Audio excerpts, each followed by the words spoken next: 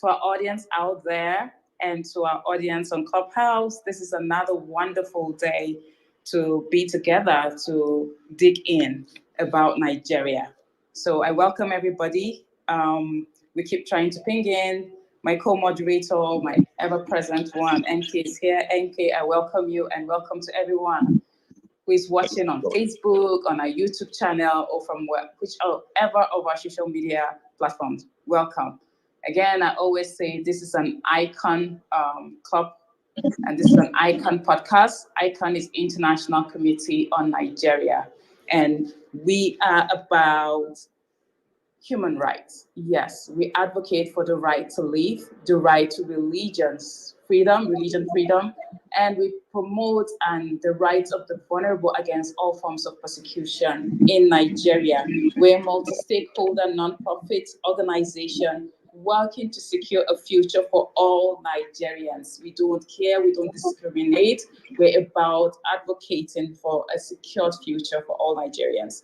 So we always advocate for human rights, especially in the area of religion and the right to live because of what has been transpiring in Nigeria. We work in both the US and here in Nigeria to raise awareness and build collaborative partnerships which provide a powerful roadmap to address erosion of religious freedom in Nigeria. So you hear me say religious freedom because it's a thing of high concern for everyone, especially if you're passionate about Nigeria. If you're Nigerian, you're passionate about Nigeria, you're patriotic, and you're a friend of Nigeria. So here today, we're discussing the review. We've had weeks of inviting guests like Archbishop Benjamin Kwashi, Sheikh Mohammed Nuru Khalid, Father John Anderson, our director and president, Cal Abs, Stephen Anada, to all come in and talk about these issues that we're dealing with. And not just to talk about it, but to profile like what are the action steps we need to take. And we've done all of that. But we don't want to go on talking, right? So today we're saying, let's all come together, we the youth or whoever that wants to be part of this discussion. Let's review all that we've been doing, and then let's talk about the steps that we can take, even if it's one practical step. Let's take it. And on that note, I want to tell a youth Clubhouse audience, permit me, Clubhouse audience, that we're inviting all of you to come up stage if you want to. And if you don't want to, that's okay. But if you want to come up stage and let's have this discussion, it's going to be insightful. For those of you that miss any of the episode, that's okay, because today we're doing the review, so you can know where we are, what we're going. And perhaps you have some ideas that we've not even thought of or discussed. You can share it with us. So Mkay, please, I'll indulge you to, let's start inviting everyone that's in the room. I see some few people coming in. Please come in. Welcome and welcome. So Mkay, the review. I see, welcome, Stephen. I'll quickly make Stephen a mod so we can have this discussion. Yes. So again, let me talk a little bit about our social media handles. Our handles are Facebook, ICON Help. It's also broadcasted as live there, recorded and broadcasted, this particular program that we're about to begin. On Instagram, it is ICON Help 1. On Twitter, it is ICON Help 1.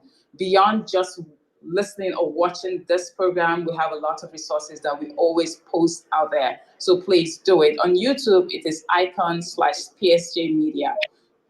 Like I said, beyond this program, there are a lot of videos when you want to hear victim stories, documentaries about what is going on and what we've done so far and the situation. This data analysis, you would have it all there. So let's dig in. Today, it's free. And I see someone come on. Welcome, Lawrence. Excited to have you join us. I just muted you. Permit me. I'll soon unmute you, or you can mute yourself, and we can go in with the discussion. So, having said all of this, again, I say welcome. Now we're going to go into the discussion. So, Mkay, the review. A lot has been said for the past 5 weeks. Yeah, we had in audience as guests. We had Bishop Kwashi, who gave us a lot of practical issues of things that were happening in the Middle Belt, Nigeria, and we essentially were looking at on that day we are looking at the nexus between security, politics, ethnicity, and religion, and of course we attempted to understand religion as different in two different ways: faith and dogmatism, and they dealt with. He dealt with that. We also had he dealt extensively with his understanding of dogmatism and spirituality from the point of faith. We also looked at how ethnicity is a natural endowment of God, and we try to make a difference between ethnicity and ethnicism, which is the negative use or selfish or exploitative use of identity of every sort. And that also was the type of thoughts that we got from Bishop Khalil, who also came and gave a framework for that to allow the discussions move on. And of course, they all agreed that what was important is whatsoever we derive our spirituality, whatsoever we derive our philosophy, we all harmonize with the fact that the attempt is to bring good to humanity, dignity to the human person, and on that basis, we found common objectives to build our nation, and of course, to say that politics should respond to that. And so those were the general things. They gave their own sense of actionable point, but those were generally what we sort of got from those two people. And they came together, they came independently on different days to talk with us. And they, of course, agreed to come jointly to also talk and re-emphasize these same things. And at the end of it, they gave us concrete things that needed to be done. And of course, perhaps this discussion is to then take our sense of those discussions forward in the way we sort of engage ourselves and see what we can practically, as baby steps, begin to do to advance the cause of promoting the dignity of humanity around a sense of shared aspirations and shared values, which is, of course, dignity of humans is a shared aspiration, is a shared value of people everywhere in the world. Why not use that sense to build our constituencies within our ethnicities, within our religion, within our geopolitical areas, and in everything that we do. So in our religion, I mean, so at the end of it all, it is about the dignity. So if you have somebody who is of a different faith, a different conviction, the primary consideration is to give him that dignity, that sense of worth that you also have in your humanity, because you're created by God. It doesn't matter the philosophy, the ideology. And I think that's what brings all of us together. That's what brings us into the framework of nation building. And perhaps it is to open that discussions to tell us what is it that we can practically do in the baby steps that we think we can pursue that as people to begin to breach the world. Little drops of water can't sort of create ocean. And I think that that's the context in which we look. And then, of course, later on, I'm sure Stephen is here, and Ven, you're here, and a couple of others who were here can also expand that. We found Kyle and Stephen also join us, and they pointed out in very practical ways how ICON is engaging this process as an organization.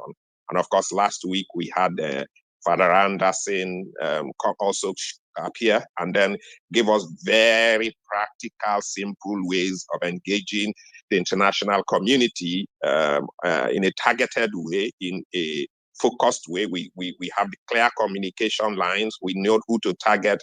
We know the language to use and the procedures and methods to use to engage the international community at the most basic level of engagement that any person can do, and any person can impinge on the conscience of people to do what is right in a society. I guess that's where we were. And then, of course, we welcome everybody to join this discussion today. Thank you and welcome.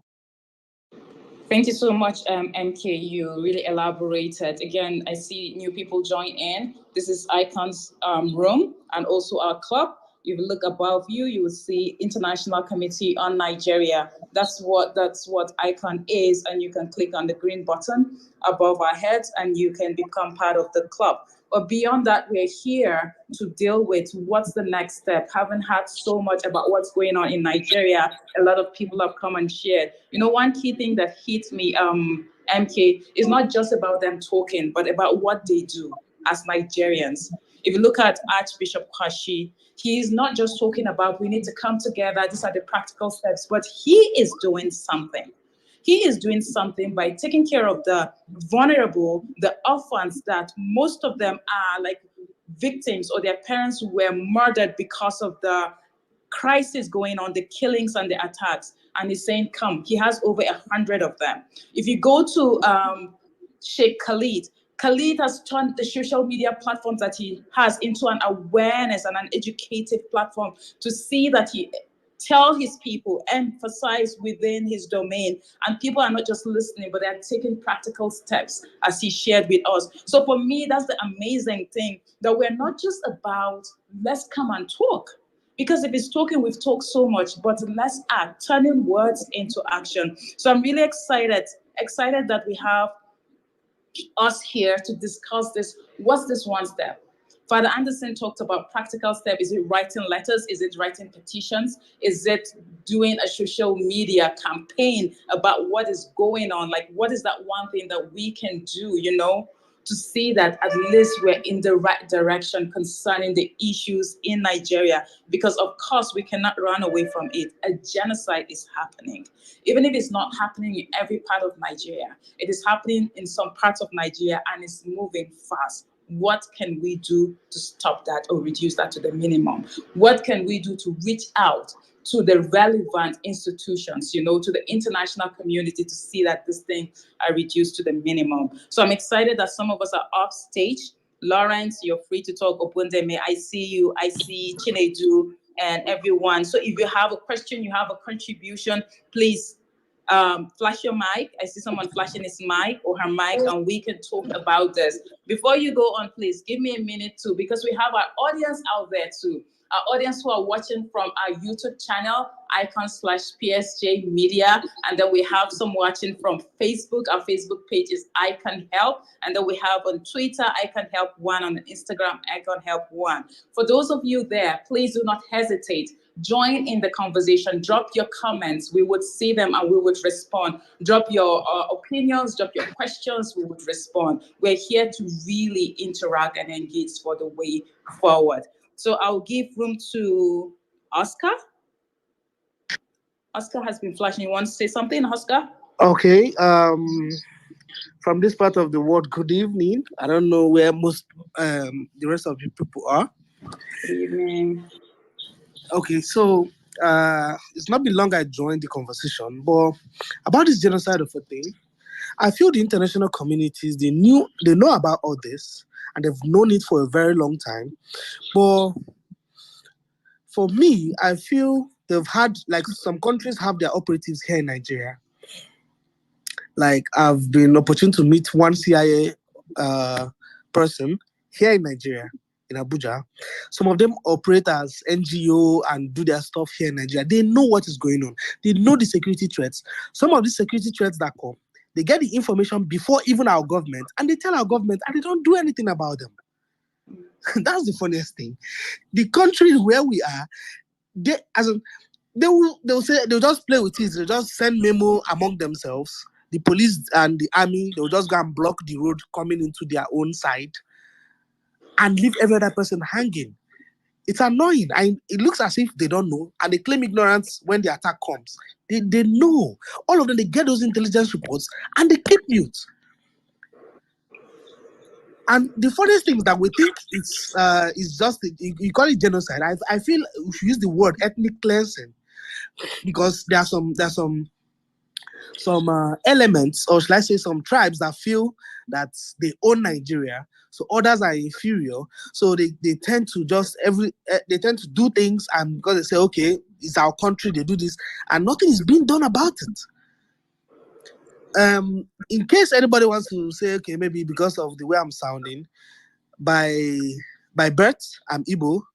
My grandmother is a Fulani.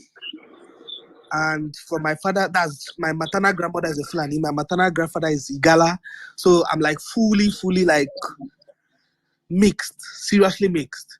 So, and I grew up in the north. I speak Hausa fluently. I live in Ibibio land right now. I can hear Ibibio.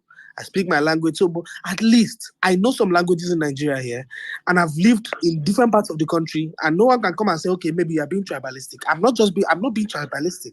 I'm just saying that a lot of things are happening that, okay, let's use the word. That's still another word I'm going to use, Islamization of the country. They're trying to do that. And it's obvious that that's what they're trying to do.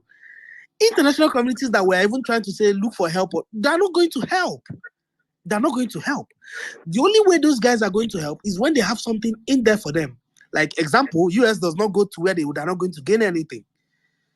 If they're not sure they're not going to get their fangs into our oil, they're not coming. And check, anywhere they go, they destroy before they leave. Oscar, can we sort of look for what we understand these issues, and thank you for amplifying them, for reiterating them. Okay. We understand the perspectives that are there from different segments. Like some persons will tell you, for instance, that we have not actually connected with the US policymakers, that what we are dealing with administrators of issues, that the people who must be engaged are the policymakers, not the people who are civil servants or administrators who come to take information and present them. But there must be some level of sufficient engagement with the policy segments, and this is what you probably hear from people who are working from Washington, like Kyle, like Stephen, who are Stephen is a Nigerian who has been in Washington and knows virtually every route into policy think tanks and U.S. Congress and all of that. So they understand these things, but their own position is that we are not actually sending the right message. We are not engaging properly, and so there is that perspective. I probably will be looking for your own sense of what practical things we can do, because I mean, if you have a need, you have to push for your need, and nobody will use his resources, his time, if you have not been able to find a way to point your needs and align your needs to their own reality. So what practical things is Oscar suggesting that we do? Yeah, the practical level? Okay, I feel that we shouldn't actually look at a specific country, or we should look at maybe United Nations as a whole. And I don't think we have a good representative or good representation in the United Nations right now, because it's the person or the people there are still, both the youths and the elderly people representing everything that has to do with Nigeria are still owned by the whole government. So it's very difficult. I understand where you're going to. I understand everything you're saying, but it will be difficult to still attach to get through to all these policymakers and get through to these other people. It will be difficult because these guys always try to make this difficult for us. No matter how we try to go through it, there's nothing you try to do that they don't find out and look for a way to block it off. Are we helpless? Are we saying we're helpless? Maybe Stephen, before Chinedu comes in, maybe Stephen will probably, if he's there and have time, will probably tell us a few things, because Stephen has succeeded, for instance, in putting Nigeria on the nations of concern, using the likes of the work of people like Fadanda Singh, who are friends of Nigeria, and they understand that a lot of friends of Nigeria who will be willing to sort of support us. Maybe, Stephen, you want to give us perspective on how you think that we can actually use friendship and relationship within the international community to sort of make impacts, and what impact you think we can make so that we don't seem helpless and only look at the challenge, but look for ways of overcoming the mental blockage we will have because of the experiences we are having. Thank you, Stephen, if you are there. Thank you, Mkay. Thank you, Ven and Oscar. Let me respond like this to no human being is helpless. No situation that cannot be remedied. And now this meeting is actually to chart a way forward. And now, if we begin to look at, or if we begin to explain years of activities globally, we won't be able to cover them in this platform today. But this is what I would like to say. The global dynamics, yes, Oscar, you mentioned about politics in the international community. There is politics. And what has actually happened, even in Nigeria, for you to win an election, you have to understand who are your allies. How do you bring people on board to support you? How do you talk to opinion leaders in that community that will speak on your behalf? So if you look at it that you can't win an election, then already you have lost that election. That is just mundane example. Now, when it comes to global politics, it's not about United Nations, because United Nations is a huge body, and United Nations, you see, you have G7, G8, or G20. You have a Security Council. You have a Human Rights Council. You just have all these departments. United Nations, even with what you have mentioned, have ancillary bodies. Have we not met with them, or have we not petitioned UN? We did. So to let you know about politics of interest, and also what you can do, and that is why we are here to say, hey, it's never too late for us to engage more and build on this. But the tragedy is that we seem not to understand many things in Nigeria, and that's the reason why we so much arrogate a lot of power to those who are undermining Nigerians. I mean, Nigerians. Let me just start a simple example. We have gone to the United Nations Genocide Prevention some 6 years ago, and then they say that they lack human power resources to send delegates on investigation to Nigeria. We have participated in different UN rapporteurs, and then we have clearly made representation in the court in The Hague. Are you guys hearing me? Yes, we can hear you. Yes, we're here. Yeah, we have in The Hague. There are many petitions about atrocities that have egregious killings that have happened in Nigeria. So there is still a petition. Docket has not been opened because they say they are short-staffed. Now, in all of this, then when it comes to U.S. government, at least U.S. government declared from other bodies, civil society organizations in 2011, 2012, and 2013. We were like, Boko Haram is a foreign terrorist organization.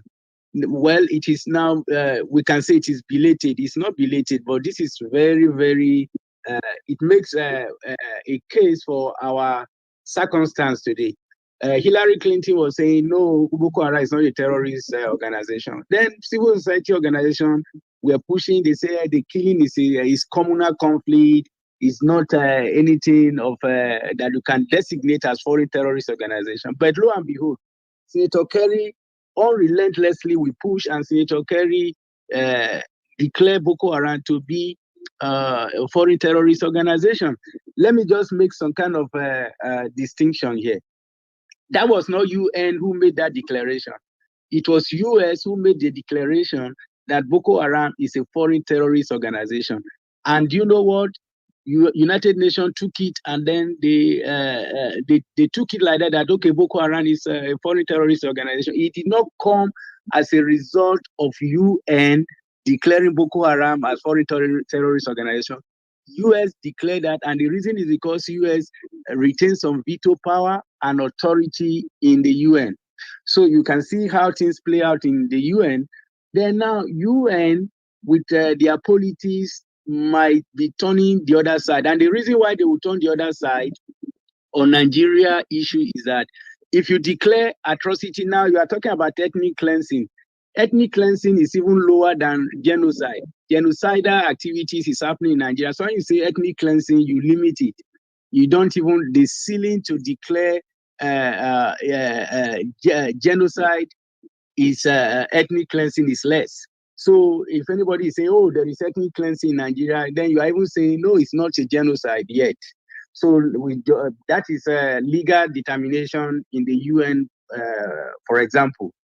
If you now say UN is not looking at Nigeria, yes, they are not looking at Nigeria. Do you know the reason? The reason is that if you say genocide or egregious atrocity is committed in Nigeria, then they have to activate the Rome Statutes. And activating Rome Statute, to then they look at it, oh, we have a lot of trouble in the world. Let's just pretend nothing is happening in Nigeria. That is politics. And that is sheer wickedness. Now, US last year declared Nigeria as a country of particular concern. They designated, even now Nigeria played politics because why? Most of us, we talk and we think we don't have if US declared Nigeria as country of particular concern, United Kingdom took over its APPG report and does that again, which made Nigeria to be seen in that light. Then it means we can do something, many things can happen. All we need to do now is just to start small. And that is why we are here. I can explain again and again to say that US doesn't have interest. It does. But you have to play your interest in negotiation table with your allies. And then how do you build allies? Whether you like it or not, Nigeria government is still legitimate government and it has bilateral agreement. That is why you should look at what is happening between UK, UAE on this issue of traveling ban and everything. Government to government discussion is going, but much more than that, civil society organization has prominent role to mobilize around issues and concrete narrative that this is what is happening. You push it. If you think somebody will do it, nobody will do it. So we should begin to look at, let us even learn from our experience that, okay, we did this, it failed. Then we learn from there. Until then, we don't have any reason to complain and assume. For me, if anybody say, oh, US will not do something, UN will not do anything, it's an assumption because we have done nothing yet. Even though we have been doing so, let us just keep on like that. And let me stop at that. I'm just trying to encourage us that, look. Stephen, thank you very much. You have actually, because I mean, there are points you raised that, and that's why I called you, because I've engaged you, I've engaged Kyle, I've engaged a lot of people in Washington. And I see, I haven't been in Nigeria and been caught up in the Nigerian mindset. I have come to personally see my own limitations, because I do a lot of assumptions.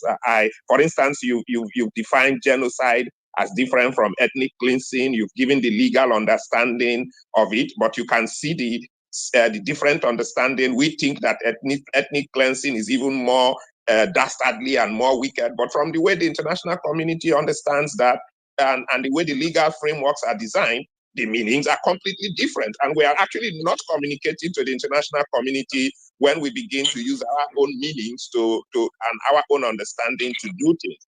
And perhaps that has also affected the way we engage. We are not willing to compete. Maybe because, like I always say, we exist in a regime of patronage, in a regime of rent, in a regime of, if you like, entitlement. And so the needed hard work, the needed push to get things to sort of move is not there. There is no incentive, because we are looking for things to be done naturally, and that hard work, that effort is not there. And perhaps this is why we also need to have this type of conversation and have a totally different orientation to understand how to communicate, what to communicate, who to target our communication with, how to build relationship, and how to persist in all of this. I think this is where we are, and everybody is welcome to sort of make a contribution. So Chinedu wanted to say something. But before that, Mkay, before Chinedu step in, yes. sorry, I will quickly jump in. Okay. Again, welcome everyone. I see new people have come in, and if what you've heard so far, we're really digging in to find practical steps that we can take. When we go on about Nigeria, a lot of us, no one is a stranger or new to what is happening. There's nothing fresh, but we're here about the action that we need to take. And I want to borrow from Father Anderson's words last week. He used the scripture from his Christian perspective. And he said the story about this woman that kept going to the judge, the wicked judge, and kept pleading her case. The judge is a wicked judge. But because the woman persisted and would not relent, the judge had to hear her case and then judge in her favor. I think that's the bottom line for coming in today, that if we look at it, the situation might seem hopeless and it might seem cumbersome, but when we take the little steps that we take, starting from step one, can lead us in the positive direction and we can work things out. So again, this is I call it a hangout. We reviewed what has been going on for the past weeks. Today we want to let's chat together and find, even if it's one practical step that we can say that we're taking toward as youth, right? As Nigerian youth, to see that something is done in the right direction. Is it challenging the international community? Is it doing something with our government, calling them out, whatever it is? Again, this is an ICON room, and ICON is International Committee on Nigeria. We are about human rights, the right to live, the right to religious freedom, and the protection of the vulnerable against all forms of persecution here in Nigeria. We are working both in the US and in Nigeria. This is one of the platforms that we use to raise awareness and challenge people, that we can come together and we can provide solution to what's going on. So again, welcome everybody. If you notice, I've been sending you invitation. I've been sending you invitations, so please come up stage. You that are on Clubhouse, come up stage and let's have this discussion. If you're out there outside of Clubhouse, I have not forgotten you. You are still part of us. If you've got questions, if you've got opinions, please drop them and we would engage you through that. Okay, so I'll give room to Chinedu right now. And after Chinedu, I see Esusayo. Okay, hold on, Osisayo. And Chinedu, is your turn to speak now, and then we'll move on to Esusayo and we'll go around like that. Chinedu. Okay, I only want to make a submission that all of you have spoken well, but my submission is that since we're looking at practical steps, turning words into actions, I'm of the opinion that we can start from, I know petitions have been sent, but we can, Stephen, thank you for all that you've been doing. And I think Ven and Mkay and all that, thank you for all you've been doing, the sacrifices you've been making. You're not alone in this cause. I want to submit that we can start we can send in a petition to the UN and collect signatories. Maybe or to the US Congress, or to maybe try to find a way to, get a petition and send and collect signatories, maybe 50,000. If those in Nigeria can have access to it because of government restrictions, those in the Western world can actually do that. The Western world can do that. That's number one. And number two, people need to start making use of their social media platforms to talk about the injustices that is going on in Nigeria. And then I think, thirdly, we can have a unified protest on a particular day, maybe sometime in May. On May 9th, we can decide, okay, we're making a march, we're organizing a Washington protest. Those of us in the US definitely be there, because if we're having a protest no longer in Nigeria because the government would not, but the first thing is, let's see how far we can collect signatories, send a petition, and then start making use of our social media platforms, and then thirdly, see how much we can, if it's possible, organize a unified protest. Put a date. It cannot be this year because this year is almost over. Sometime in May, sometime in April. I understand it's far, but then we can start that while we're making use of our social media platforms.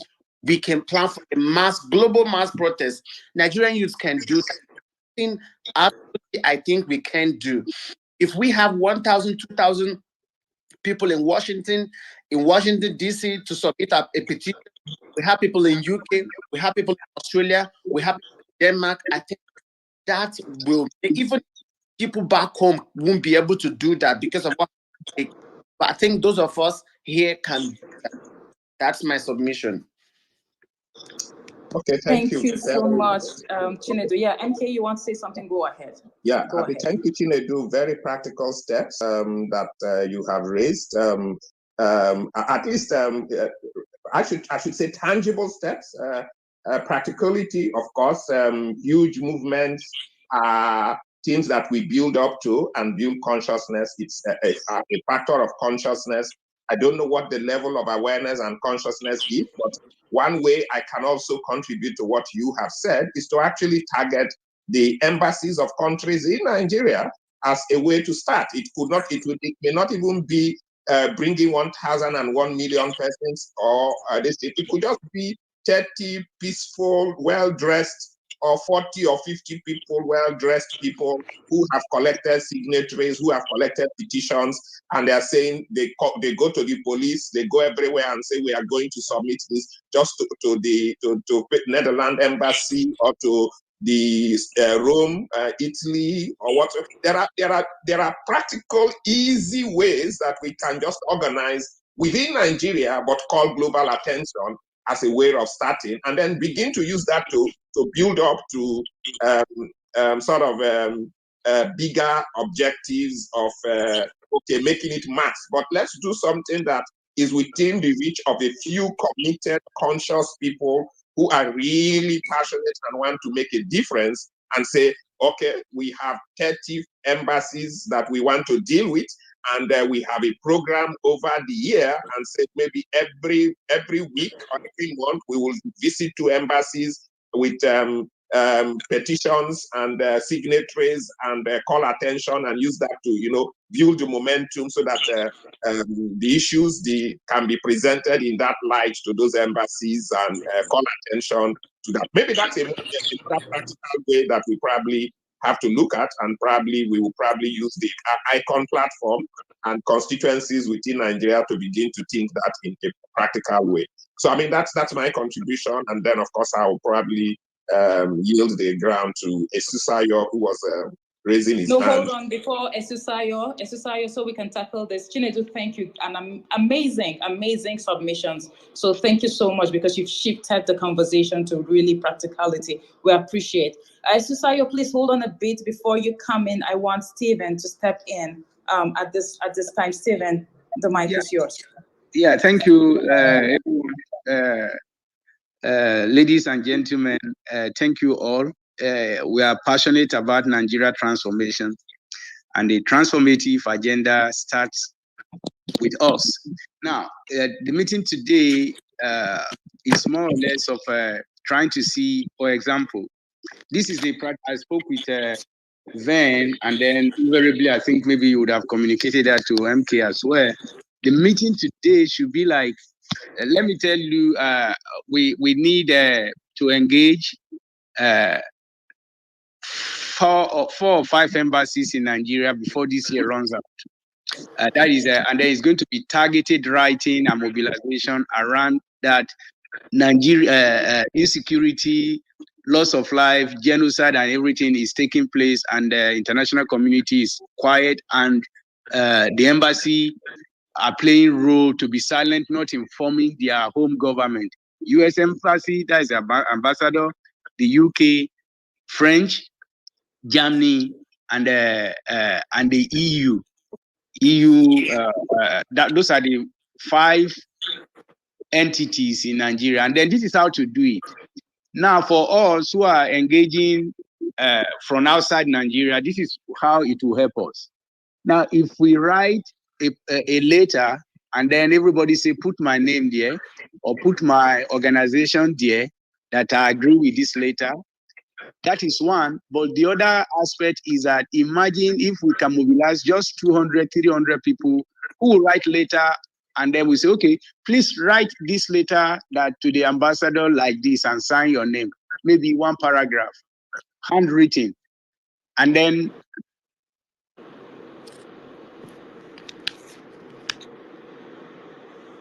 Hello, Stephen there? I thought it was just me. Stephen, we can't hear you. Are you there? Okay, I mean, we seem to have I think lost maybe his network. Let's give him like 30 seconds, people, and then yes. but he was talking about concrete way of individuals and groups endorsing a standard letter with their own signatories. I think that's what I sense he's trying to point out, that there could be a model letter that will be given to individuals who can then send an email perhaps, or post, or even rewrite that letter with their hand. with their Post, own, yes. and with handwritten way and sign, and either post it, put it on their Facebook page, tag the embassies that and the groups that he has mentioned, and then of course probably also copy ICON so that ICON can sort of use them to, you know, as leverage and say this is what Nigerians are saying, and probably go to the US Congress or go to policymakers and say Nigerians are saying things, your embassies probably are not bringing it forward to you, so that they can probably be more effective at the international level. I guess that's what I had discussed with Ven as ways of moving forward. But that's our own suggestion, and would like to see what people are saying and thinking about it. And this is actually targeted in such a way that you're actually looking for people who are friends. I mean, people like Stephen have real friends in there who are looking for basis upon which they can actually engage the system, because at the end of it, they cannot voluntarily engage the system. You probably have to call your own embassy to order and say, look, we have this type of communications. We also see that Nigerians are reaching you and you're not bringing this. What is your interest in this? Are you an enemy of humanity? People have to have something with which they can engage in a practical way. And perhaps this is the thinking that Chinedu is pointing us to, because the idea is you have to communicate right, you have to target your communication properly, you have to have persons who you can leverage on as friends to push your own agenda. And then, of course, because like Stephen has said, results have been achieved previously by that, we shouldn't sort of throw our hands up that nobody is helping us. We must be a little bit targeted. We must find our friends. We must negotiate with them where necessary. And we must find a way to use international channels and systems to also make our own points, rather than say that it will not happen. Our government is not supportive. People are not. We need to do something. And I guess that's the point that we need to sort of identify and take actions. The floor is yielded to. Yes, hold on before, so we don't lose this. If Stephen comes back, we'll circle back to him. But I just want to say that Chinedu, fantastic ideas, fantastic submission. And I think we need to move with this. So I want to say that if you're interested in this, to invite your friends so that we can join hands together and make this work. If you check our space bar, for those of you who are not on Clubhouse, you would see our email address that you can just drop your information and we'll get back to you. For those of you in Clubhouse, it is info@iconhelp.org.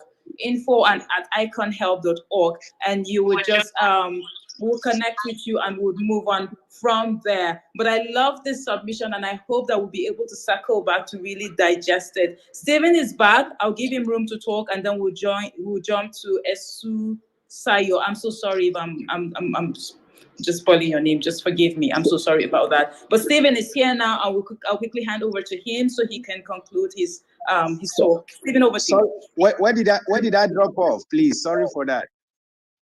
We had you. Okay, we had you talk about how we can put together letters, write letters, and that's what we heard. And then sorry, let me just rush through that. I said that we have not put pressure on the U.S. ambassador to Nigeria and other ambassadors from UK, France. The reason is because these guys are in cahoots, on bed with Nigeria government, and we have not put them under pressure. So if we can mobilize 200 separate letters from individuals in this platform, our friends, and then we will not designate a particular place to be delivered to first, maybe say in a week, 2 weeks time, we want to mobilize social letter written like this, signed off by some individual who want to sign with their name, not anonymous. And then we now collect them. We are now going to deliver them to the ambassadors. And then also in that vein, we are going to submit such letter again to Speaker, House of Rep in Nigeria and to Senate President. And once we do that, then here we are now going to be putting pressure on State Department and Congress here that look at what is happening, because the ambassadors of US to Nigeria has been silent because she's been purchased by Nigeria government. They don't want to hear that. and we can actually name and shame them, because what is happening there is egregious. If that is done, now I will counsel against any Nigerian now, any Nigerian youth protesting in Nigeria's street without having international community backing. The Nigerian government will kill and nothing will happen. So when we start like this, engaging through letters, through pressure, we wrote to you. What are you doing about it? They don't want to see even 2 letters. Imagine they are seeing 200 letters at a go on the same subject. I tell you, they can't keep quiet about that. That is first step of mobilizing. And for me, it's something we can now agree and say, okay, let's just design this letter. Please send it to this address. Then we collect it. Ours, we know how to deliver it effectively to these people. And then we'll also replicate as this so letter has been delivered to the embassy in the UK government home office, in US State Department, and then specific congressmen who are in committees that talk about Nigeria. And you know what? It will become a very valid point of, let me just say, point of takeoff for us. And then we can now look at it. Then when this momentum is building and they are speaking, then we'll now begin to see who are we going to use from these folks that we are going to at least put Nigeria Senate to the sword. We can do this thing, but it starts from our mobilizing and our agreeing. That's what I want to say. We should be thinking of as well. Thank you. Thank you so much, Stephen. This is amazing. And I just want to reiterate here that for mobilization, okay, because we're at different parts and we cannot connect physically, please, this is something that we need to all join hands. I'm using the word please. Please send us your information, maybe your email at info@iconhelp.org, and we will respond to you and we can go on from there. We don't want to sit back and talk like we come back next year and we're back to this. Let's take a step before the year rounds up. This is a practical step that Stephen has just shared, so we can take a step and move forward. So we'll circle back to this so we give more people the opportunity to talk. I'm going to mute Balogun. I apologize because it's, what's his name again? Esusoya. Lord, you have to pronounce your name for me, please, before you go on with your question or your opinion. But now over to you, Esusoya. Please unmute your mic and go ahead. Thank you very much. My name is Esusayo.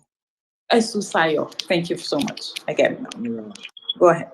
Thank you very much. I'll be coming from a different perspective, not to rubbish what the other speakers have said, but this is my own opinion. My opinion is not a fact, so it's just my opinion. I did not think that the US, the UK, that they don't know about the problem we are facing, especially the genocide and ethnic cleansing happening in Nigeria. I think they know very well, and we are not just a place of interest to them to be able to come in, you know. And I think we should be looking at a local solution for our local problem.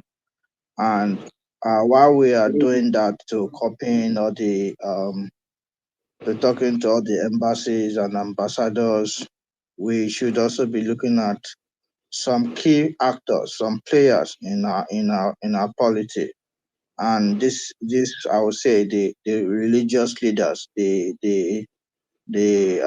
church, the pastors, the bishops, the imams, the sheikh, you know, those people too. I think they are part of those contributing to what is happening in Nigeria, because they are not speaking up. If you look at the ANC, they have Bishop Desmond Tutu then, but right now we don't even have any pastors that is, you know, speaking up for the people. They only just believe in just bringing tithe and offering, you know, and the imams too. So I believe that these ones too, they are a very key player that we should put pressure on for them to speak up for us in Nigeria. However, another that I'm also looking at, sometimes I just think over my head that is it true that the black people are not capable of governing themselves? Because right now we all know the root cause of the Nigerian problem. We have come like 60 years, so I like for us to reflect back to why before independence and after independence, especially from the coup in 1966 to where we are today. I still believe that if if the Nigerian leaders, the political actors, can come to a round table for us to discuss about um, a roundtable for a discussion about this country, about having chartering a new course for our national life, either to say we want to go our separate ways, or we want to we still want to uphold Nigeria, but on what terms and conditions? Because I honestly believe that the terms and conditions for which we became Nigeria we had independence in 1960 has been that terms and condition has been breached right now. And I'm talking about that when we were coming together, every uh, leaders then, the lives people that discuss in Lacasta's house, there were terms and conditions. And one of those terms were we are going to exist as in a regional form, in a parliamentary form. But alas, after 1968, we became what we are today. It's in the thing, saying we are now a unity, we are now fed, we are not no longer a unitary system, because I believe that if we had continued with the way we were before the coup, I believe that by now Nigeria will be placed in high places in the Committee of Nations. But just that single slip that we should be able to reconnect ourselves to how we started. Well, that has become very difficult because of the greed of few people. And I believe that it is not rocket science we don't need rocket science to solve Nigeria problem. It's just for us to agree that our nation has failed, our country has failed, and for us to now look Sayo, you made a very, very important point that I would like to follow up in terms of actionable take on it. You have pointed out one key point, which is part of the fact that in an attempt to also engage, you didn't reject the idea of engaging the international community, but you also have raised the issue that we ought to engage some of our influential people in a positive way to also recognize that they need to speak up. And I think that's something that we should put on the agenda in any design that we are putting up. How do we, while engaging the international community that you agree to, even though you have doubts of its effectiveness. I mean, there are other people who have demonstrated that it has had effects, and I also want to add to what you've just said that even with engaging the international community, perhaps we have not even studied how we are engaging. Because I mean, my own learning, I used to be like, also the international community is useless. Global corporations are exploitative and all of that, until I engaged people who are actually focused on understanding how to effectively engage and saw them get results, rather than the way we used to go into the streets and shout over our country and they are not listening to us, we are not listening to them, everybody is talking against the other.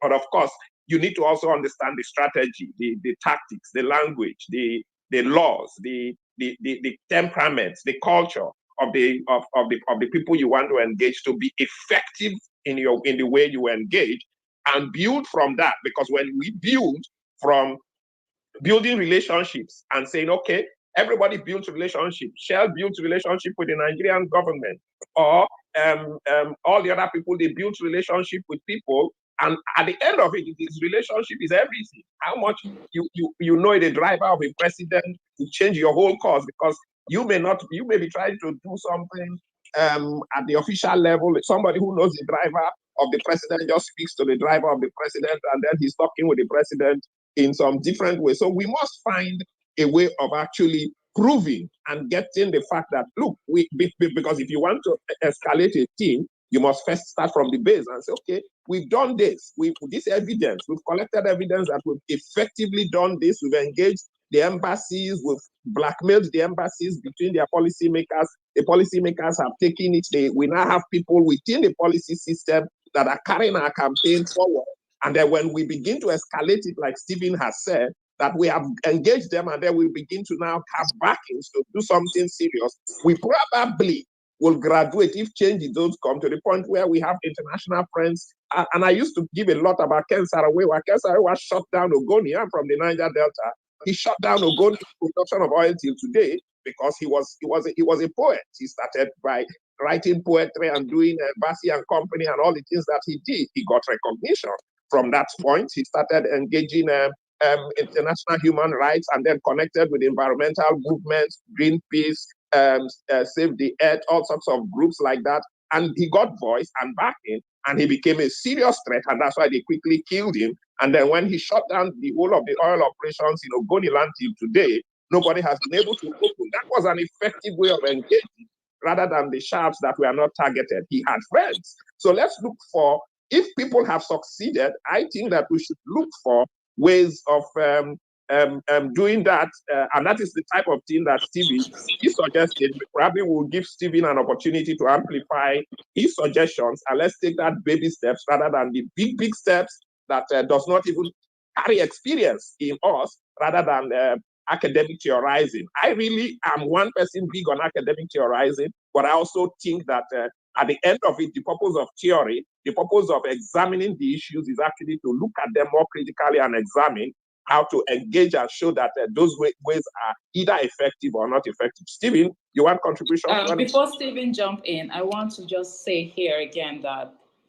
the submission that Chinedu gave are very realistic. We understand the grievances and everything, and some of us are in the place of losing hope and all of that. But we're here to say that we cannot just keep quiet. We have to do something, and there are practical steps from Chinedu to what Stephen has just shared. So I want to encourage you, if you're interested, because we can't force anyone, but we need to come together. We need to play our own responsibility, right? We need to become responsible. So if you are interested, please send us a mail at info@iconhelp.org, and we will take it on from there. Let's take this baby step, even if it's just one, before the year runs out, to put together this letter that about 200 people would sign, and let's move forward. Let's keep on trying. Remember the story of the poor lady with the wicked judge.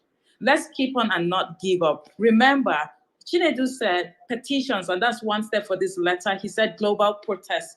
We would come to that and arrange that. Social media trending stuff. Is it Stop the Genocide? Whatever it is, we'll come to that. But these are practical steps that we can take to start moving forward. We don't have to wait for anybody to do that for us. We can engage ourselves and move on with that. And that can amplify to the highest level for the whole world to take attention of that, I want to state. So, Stephen, if you don't have, if you have, you can unmute, but if you don't at this point, okay, you have. So if you are interested in joining the conversation, please do not hesitate. Raise your hands, join the stage, and flash your mic if you're on stage, and we'll give you room to contribute. Stephen, over to you, please. Yeah, Mr. Isusayo Balogun, thank you, your contribution. All we are just saying locally, you change a community by building alliance. Therefore, your contribution is highly welcome. I appreciate that. All I'm just saying, we brought Mkay and Ven brought in two prominent religious leaders here to this platform. They addressed us 2 weeks. And they also made their own contributions. Now, in all of these things, what we are just saying now is that we need to engage the religious leaders, traditional leaders as well. By the same token, we are engaging international community. The truth of the matter is that the global affair, when it comes to issues that we find ourselves in Nigeria, I'm telling you, everywhere that has happened or taking place in the whole world, you need international community with local cooperation to resolve it. So, in the same vein, let us write a specific letter to religious leaders and traditional leaders and say, hey, you have not been speaking up, you have to speak up, and then you give them direction and say, this is what we have discovered. We have documentation about atrocity, they still deny it. Then in all of these things, you now have evidence of engagement. So, and that is what we are just saying. Yes, Nigeria cannot be, we are not saying US or UK should come and begin to govern for us. That is never going to happen, because but US can place sanction on Russia, and Russia will not beg and cave in.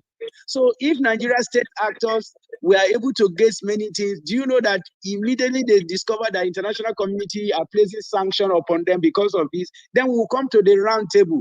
To bring about round table, it's a process, a series of activities, and that activity starts from what we are just saying now. It's not going to fall, because the truth of the matter, nobody except international community forces Nigeria to the round table to discuss our problem. And that is what has happened. So with the religious leader, with whoever we think is an opinion leaders in Nigeria, let us shape that. And don't let us forget, ICON has hosted Obasanjo here before, some 2.5 years ago. We hosted him and we charted the course. But the truth of the matter is that the missing leg is inability to mobilize around this narrative in Nigeria for all of us. So let's start somewhere, and then we can amplify. Everybody brings in their own idea. The idea now is that, Mr. Isusayo, what I want you to do now is, okay, these are the prominent religious leaders that we can engage. And we engage them as well. Even local leaders, everybody. That's why I say National Assembly, Rep, Speaker, and then Senate President. So we have to engage in multifaceted category. Thank you. That is my last speech for today. God bless. Thank you so much, Stephen. Thank you so much for the way you just summarized that. We appreciate you. So moving on, bear in mind practical steps, things that are realistic that we can take on and move on with. I see Tenarik, you flashed, but Balogun has been flashing. So please bear with us. Balogun, take on, and after you, we have Tenarik before we jump in to make our comments. Okay, so Balogun, over to you. Balogun, are you there? Yes, I'm here. Can you hear me? Okay. Yes, we can hear you now. I'll be very brief. I just want to take on what Mkay, Stephen, and Ishisha said. Now, all three are valid, because we can't just do international and ignore the local. So we have to do both. Like, they have to work hand in hand. And another thing I wanted to say is that now it all depends on who we are talking to. We need to be talking to those that have our interest at heart. Like Mr. Sabin was talking about the U.S. ambassador to Nigeria. Maybe she might not be really showing much concern, but I feel there's a guy that I would also suggest. He was former U.S. ambassador to Nigeria. His name is John Campbell. I think it was he served for 3 years, and he even wrote a book, and he has interest in what's happening in Nigeria. And there's another guy as well, Carl Levin as well, who even studied in University of Ibadan. And he's also more, but he did an interview that was in 2019 regarding the Nigerian election. These are kind of people we need to be aligning ourselves with those that are there that also have our interest at heart. So there's one thing to talk to someone, there's another thing to talk to people that would easily connect, probably because some of them have been to Nigeria, or some of them are already doing their own research about things that are happening in Nigeria. So those are the kind of people we should consider. So while we're trying to write to these bodies, because some of them are even retired, they are no longer in politics, but they are probably still doing their own non-NGOs, you understand? And these are the people we need to reach out to, because they are the ones that would help us put pressure For instance, if you can get someone like John Campbell, and he buys into you what you guys are doing, he can easily put pressure on the present ambassador for Nigeria. So I'm just trying to chip in like advices on how we can go about it. You guys it's a great idea, and I will be willing to support in the best of my ability. Thank you very much. Okay, Balogun, Thank you so much. Invite you to send a text or reach out to ICON. I'm also available. I can link you up. We can hold processes that would lead to that. I like the suggestions you have made. They tie into the strategy that Stephen has made up. Stephen says that you need some valid cases of engagement and present to these people and say, look, these engagements are happening. The ambassador is not responding because the way to engage the ambassador is actually to blackmail him of his negligence of duty. So look at, we have 1,000 letters from various organizations and Nigeria are directed to these people. We have evidence that they put this to death. We have evidence of genocide and so on and so forth. The ambassador is not doing enough. Can you then reach out to Congress or set directors to Congress people to begin to raise those issues in Congress and build from there? I think those are the practical ways that will probably gravitate to the point where we can then begin to have friends go to the scale at which a CISO has recommended, but there must be some concrete levels of engagement, both locally telling our religious leaders and our ethnic leaders and all that and political leaders in a very concrete way. We have assembled letters, we have reached them, we have made them, they are not doing anything and so on. Let's find that way of making sure that we cover all the grounds. We'll say, you've got to engage your people. We're not hearing from you. We can't just get into your issue. This is a sovereign issue. Nigeria is a sovereign state, and so on and so forth. So how do you want us to get a sovereign state when we don't have legitimate basis for doing so? So let's cover those grounds in the way we progress and be more systematic in the way we move forward. I think that's the crux. Every idea is valid, but it must be sequenced. It must be put in the proper context and at the proper time in the way we progress the engagement. And the first step to do that is to begin to organize ourselves to write to the peoples that are identified in the way we want to identify them and aggregate them for Stephen and co who are in Washington working actively to begin to have basis to engage Washington. And of course, Stephen has said that the moment Washington makes a pronouncement, it generally influences the United Nations, and there are evidence to that fact. Let's see whether we can follow that trend and see how things will change. Ven, you wanted to say something before we go to... Yes, thank you so much, Mk. Thank you so much for the way you summarized that. I appreciate. Balogun, I want to say thank you so much for that. I would love for you if you can back channel me so that we can share contacts, or you can go to our email and to our website at info@iconhelp.org, so we can go on from there. Campbell is actually a friend of ICON and many others. So as you mentioned him, we're all in the right direction. But like Mk said, we have to start somewhere, right? Even if it's a little step, baby steps, and then we grow. But something needs to happen so that we can move forward and shift the country in the right direction. Again, I appreciate you, Balogun. Thank you so much. Moving on to Tina Rick.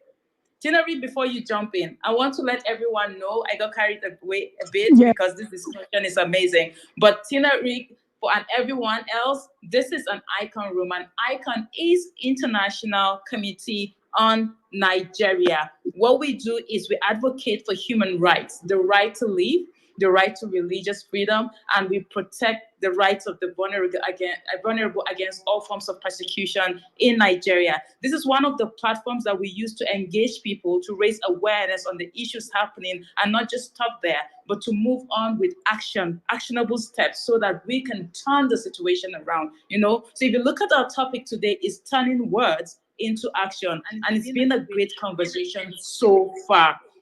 If you are interested in also watching this and not just on Clubhouse, because Clubhouse is about listening, right? If you look at up above me, I pinned a link. That's our YouTube channel, is icon/PSJ Media. So you can go there and also watch what's happening. For everyone on the Clubhouse channel here, I just want you to know that this program is recorded and broadcasted as live. So also broadcasting on our Facebook page, ICON Help. On Twitter is ICON Help 1. On Instagram is ICON Help. ICON Help 1. Beyond just this program, we have a lot of resources that I encourage us to just go in and dig in so that we can all be on the same page for this action that we are taking. Thank you for giving me the room to say that. Teneric, are you still there? Yes, I'm here. Okay, please go ahead. Thank you for your patience. Yeah, so yeah, I just wanted to contribute. I thought that there's this book that I read. It's called Roots for Radicals and Roots for Radicals. So basically what the authors we're losing you, your network. Was that, we were fighting a lot of, okay, can you hear me now? Yes, we can hear you. Go ahead. Okay, we're losing you. Can you hear me? You are in and out. You're in and out. Do you want to go out and come back in? Sometimes that helps. Okay, is it good now? Yes, you can leave the room and Is it better now? Yes, it's better. We can hear you. Go ahead, please. Okay, I was saying that, I read this book. It's called Rules for Radicals and Roots for Radicals. So I think it's really an amazing book that provides a framework on how these kind of things work. Because, yeah, you want to actually meet people who are motivated, first of all, to kind of take action. Because not everybody is really courageous to really do what needs to be done, when it comes to. So, the author actually provided a massive framework where, first of all, you have relational meetings where you kind of just talk to a lot of people, introduce yourself, and actually even gauge their, passion about this kind of problems, of this kind of ideas that, you are trying to push.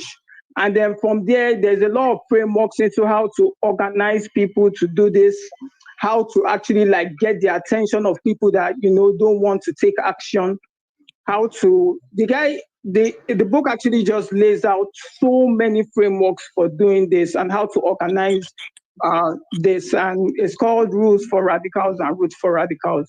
So I just thought I should just share that, because when I read the book, I was mind blown about how they went about solving so many issues and how they went about having a result-based framework that you could just follow, by the book, and also show that, the kind of complexities that come with this kind of things, and how you can prepare for that and, mitigate the risks that comes with doing this kind of thing.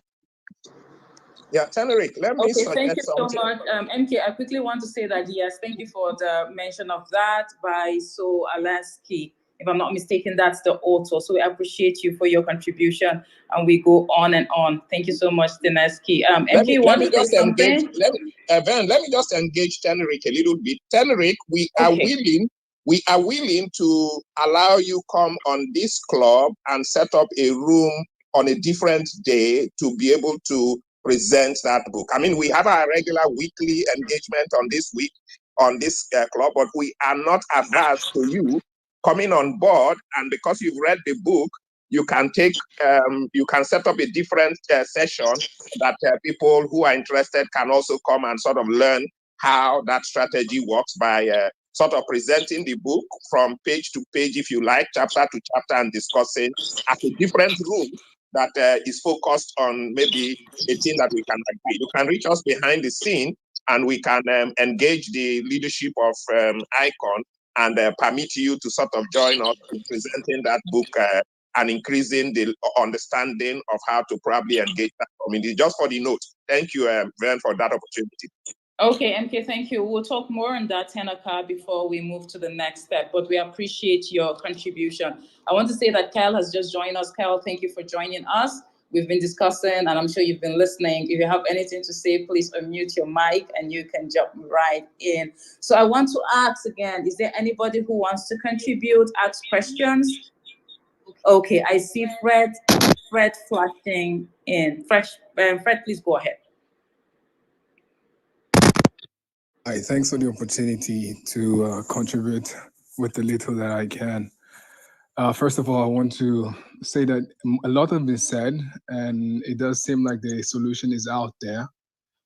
But coming from looking at it from a Afrocentric perspective, I would want to say that when you invite a fox to chase a snake out of a chicken's pen, it is wise that you put your eyes on the fox so it doesn't end up eating your own chicken. And we have so many examples of that in many countries in Africa. When you invite people with the good that it can help, it doesn't always turn out like that. Those are admirable steps to take, though. But I think another step that we need to take, which we often forget, is the future.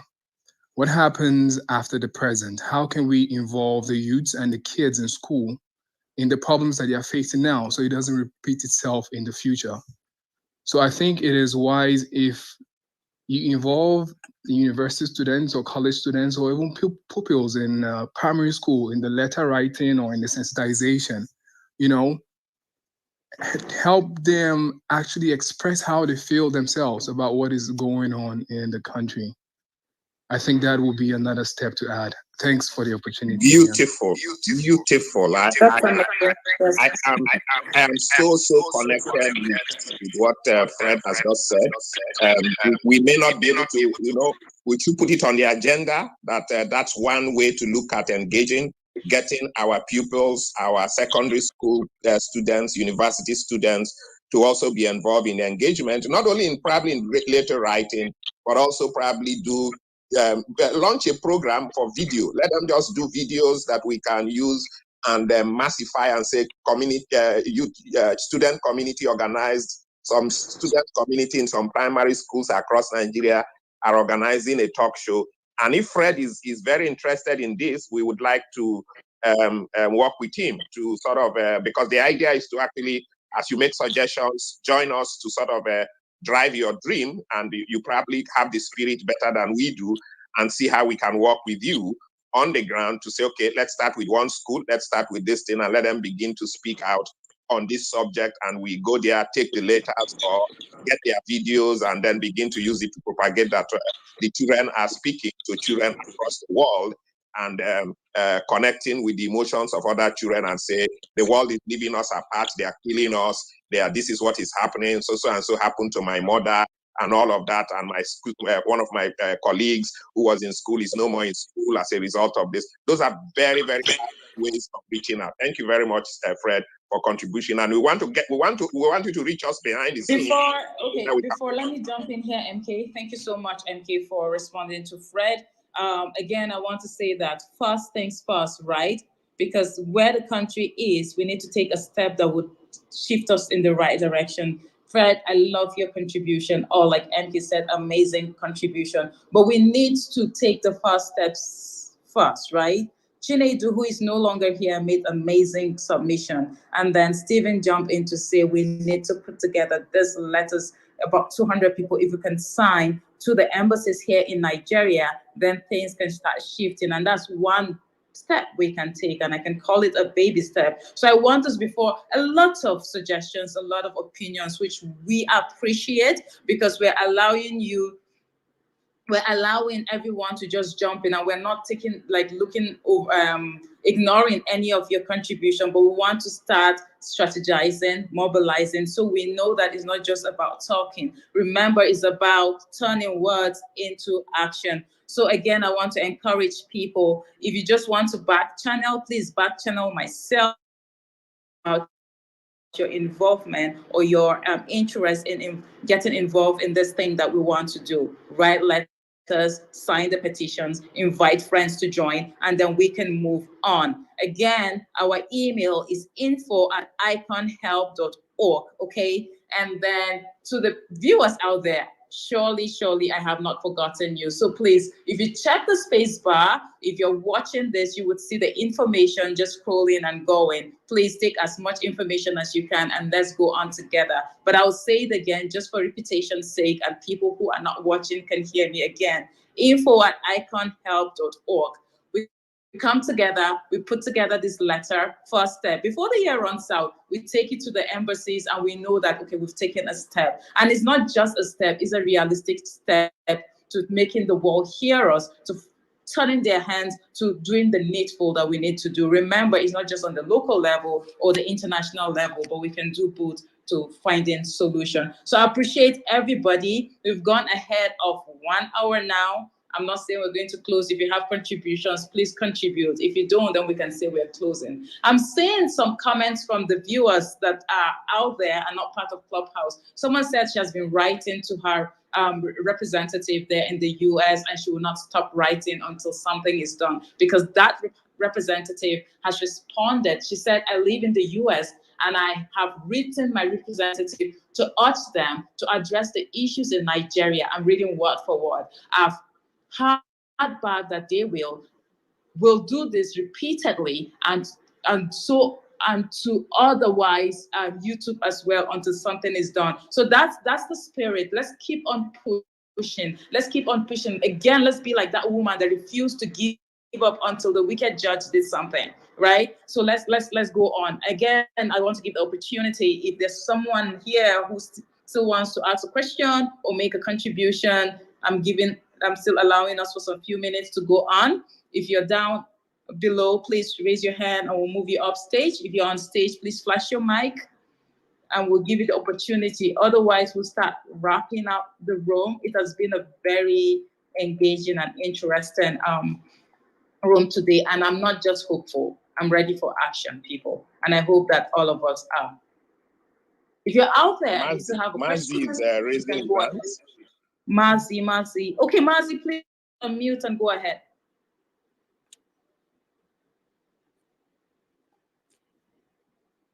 Okay, Mazi, are you there?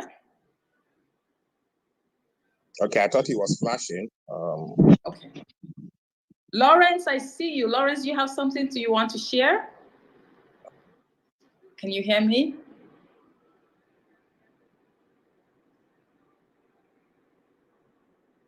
Okay, all I think we're wrapping up, Mk. We're wrapping up. So for the moderators upstage, Stephen, you said your last word, but you still want to jump in. Please jump in for your last word. Kyle joined us. Kyle, if you have something to share, maybe your last words or encouragement, whatever, please share. And then Mk, you two would go, and then we will begin to wrap up the room. But really, it has been a very insightful and very fruitful discussion, I would say. Okay, Mk, over to you. Your last words, please, before we begin to wrap up. Okay, just hold on. I see Oge. Oge, do you have something to say or question to ask? Oge just came up stage. You just raised your hand and we brought you up. You have anything to say? Sorry, are you referring to me? Yes, you, please. Oh, sorry, I was disconnected, so I couldn't hear. So the idea I have is actually related to the educational system. So we've had a lot of cases of abuse, children abusing themselves. And I think a lot of the reason this happens is because there's no bond, like children end up, their primary contact is no longer their families, it's usually friends and teachers that just want to be on a payroll. So even for day students, they're getting home very late, their parents are in work all day. So it's like the family structure has been broken. So I think actually a solution to the educational system, I think we should make a transition to distance education, like a hybrid of online learning and traditional learning, because what that does is that it opens up opportunities for education to be cheaper, for it to be more accessible, and for it to be more. So that's what I'm thinking about now, because once you get a Wi-Fi connection, you can get access to a curriculum and So yeah, that's why I think that's the direction we should be going in terms of education. And I'm actually working on something. So if anybody wants a link when I'm done, you Okay, can thank send a you, message. okay. Thank you, okay. Alright. The focus right now is trying to organize ourselves to raise communications petitions to the some number of embassies that we have identified as the thrust of action. I mean, that's the first step. It will probably grow from there, evaluate that, grow from there, and add layers of action moving forward. But I mean, we have sort of zeroed down to say, okay, what can we do practically to encourage ourselves now? And so we have identified a couple of embassies we want to write to, and we are asking you and your contacts and your associates to also sort of get on board, reach to us. You can see the moderators. Ven Lannap will give you the formal contacts. You can also reach us by email. Otherwise, you can reach us back channel. And with your team, you can join us and we can sort of take that step and move from that step to the next step, which may include along the way some of the recommendations that we have been making here moving forward. But we just want to take that first step of saying that we have put ourselves in the mood of moving words into action and add that culture into the way we engage so that we don't just talk as usual, but we are, for every talk, we already have a practiced way of moving it into action and evaluating how much that action is bringing results so far. That may just be my last comment by saying that I want to thank everybody who has appeared here, made contributions, listened, giving us their time and critique our move and made all sorts of outreach, and also is willing and is already engaging us back end to be part of this process. Thank you very much, and we hope to see action come out of this and be part of coaching our DNA here in the clubhouse of a team that works, talks, and does action. Thank you very much, Ven. Thank you so much, Mkay. Appreciate, and thank you everyone who has joined in from the beginning. Some people came, left, and came back. Some people stayed on from the beginning. Some are just joining in. For everyone, thank you so much.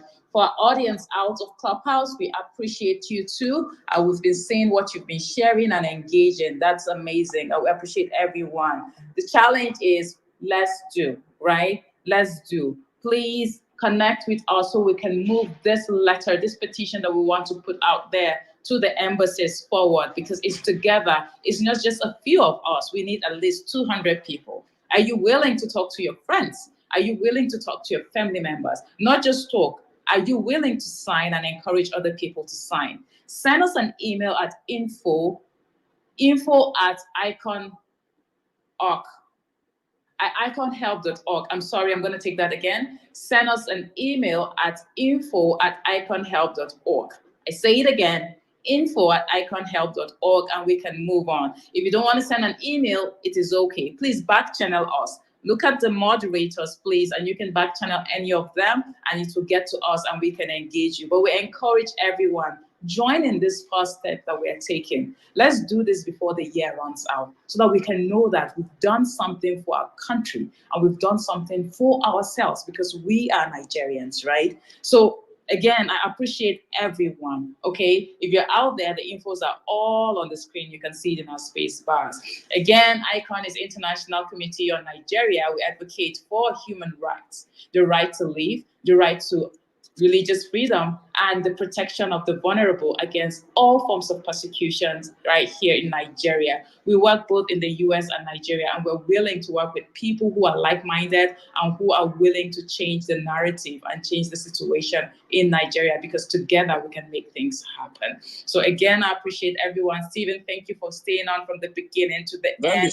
Before you close, I want to read an important message that just come through the back channel. Okay, hold on. Okay, let me appreciate everyone so that the reading will just be the last thing, okay? Cal, thank you for joining in. ICON team, I see you, okay? Everyone on stage, thank you for coming up stage and thank you for joining in, even if you didn't say anything. For everyone down there, I see you. Auntie Amaka, thank you for sending a message that you're busy. We appreciate you for joining in. For our audience out there, thank you for not just joining in, but also for engaging, because together, again, we make things happen. And before I do my countdown, Mkay, now is the time for you to read the message before we wrap up this room. Over to you. Thank you for the opportunity. I mean, I didn't want to obstruct you. I wanted you to close so that you take the closing remark, but you've sort of given me that. But I think Fred has expressed interest to help in any capacity. So I mean, I read his work. I'd like to get involved in any capacity possible. And of course, you recall that Fred is a person who talked about the book and the strategy of supporting us. So probably just to say that people are expressing interest to contribute to the process. And of course, Tenek also says, I got to get ready for that. I'll prepare for that. Tenek is also expressing interest to get involved, but he needs to prepare to get us involved to reading that book also, but it's expressing interest. These are the type of things we want that encourages all of us when people are sort of directly saying, look, I'll get involved, reach out to me, or they are reaching out already and say, what does it need? What do I need to do? Thank you. And of course, Balogu has also said he's on board, that he will get involved in all of this. We should reach him behind the scene and see how we can get. So, Ven, we probably have to. That's amazing. I'm just so pumped right now. Yes, Mkay, back channel meeting at some point and get and invite such persons to say, okay, let's move practically forward so that we don't really need to leave any gap. At the end of the process, we'll probably say, okay, let's back channel a few people, 10 minutes, 20 minutes, and have few people in a private room and see how we can fit what they are doing. I mean, I'm for action. You know, Ven, that's my disposition. I just don't want to leave any stone unturned. And whenever people say they are interested, even though it's 5 minutes, look, what time do we meet? What time do we take actions? And we can then. The time is now, Mkay. I'll quickly jump in and say it is now. And yes, I know you're about action. A lot of us are, and I'm really excited right now because of the number of the back channels that are coming in. Again, I would say, please reach us at info@iconhelp.org and we would get on from there. For those of you who back channel, we'll be able to organize something and reach out to you immediately so that no stone is left unturned, right, Mkay? But again, I say thank you to every single person that showed up. Even if you didn't stay to the end, please, if you go to watch the replay or you go to watch this, because our broadcast channel, that's the YouTube channel, would have this on replay, repeat if you want. And that is icon/PSJ Media if you go to YouTube. You can also subscribe to that channel because we have a lot of other visual resources that I encourage you to go again, go into it and dig in. And then for other resources like our print, go into our website, iconhelp.org. There's a lot there. Go into our social media platforms, ICON Help on Facebook, ICON Help 1 on Twitter and Instagram, and you see a lot. You can DM us there, you can inbox us there, you can send us private chat messages and we'll get on from there. So before I talk over myself, because I've repeated myself over and over again, but you know it's for emphasis, I want to appreciate every single person. Thank you for showing up. Thank you for staying on. Even for those of you who didn't say a word, but just seeing you on stage on Clubhouse, I appreciate. And I say thank you. I can appreciate. Together we make Nigeria better from one step at a time. And on this, I'm going to end the room. Enjoy the rest of the day from wherever in the world you are and stay blessed. So I end the room by counting up 1, 2, 3, 4, and 5. Have a fantastic day, everyone. Bye.